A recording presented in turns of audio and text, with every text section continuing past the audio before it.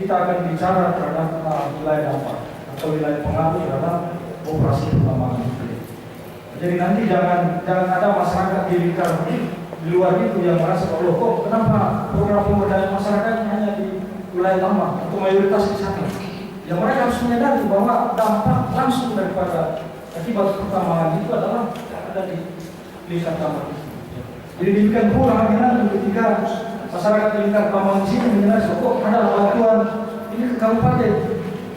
Artinya masyarakat di lingkar tambang di lingkar satu juga harus menyadari bahwa ya stakeholder tambang ini bukan hanya mereka yang ada di wilayah situ, tapi juga wilayah kabupaten, di mana kabupaten dalam merupakan bagian integrasi daripada wilayah operasional tambang.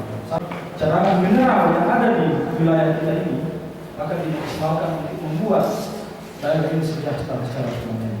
Dalam artian bahwa kontribusi perusahaan ini akan sangat jelas nantinya ketika perusahaan ini berjalan sebagaimana yang kita harapkan, bahwa akan memberikan kontribusi positif baik berupa kesempatan bekerja bagi putra lokal, kesempatan berusaha bagi supplier lokal, tentunya dengan kriteria-kriteria yang memenuhi persyaratan teknikal atau kompetensi yang ada di perusahaan, kemudian juga baik kontribusi pajak dan pajak yang senantiasa diberikan secara kontinuer sesuai dengan peraturan yang berlaku.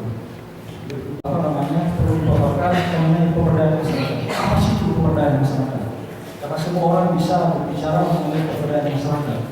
Nah,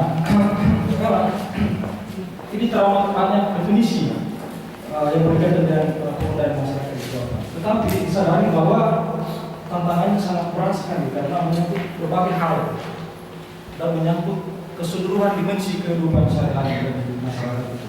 Ini adalah alat yang akan kita pakai dalam asesmen lapangan.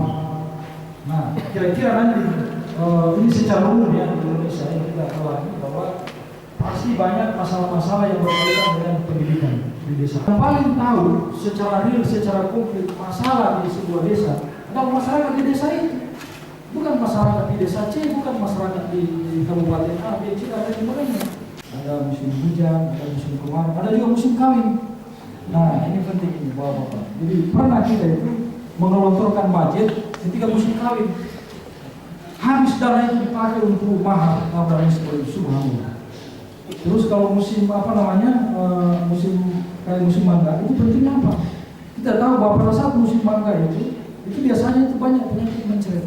Itu akan berimplikasi terhadap penanganan kesehatan, rekomendasi dan sebagainya.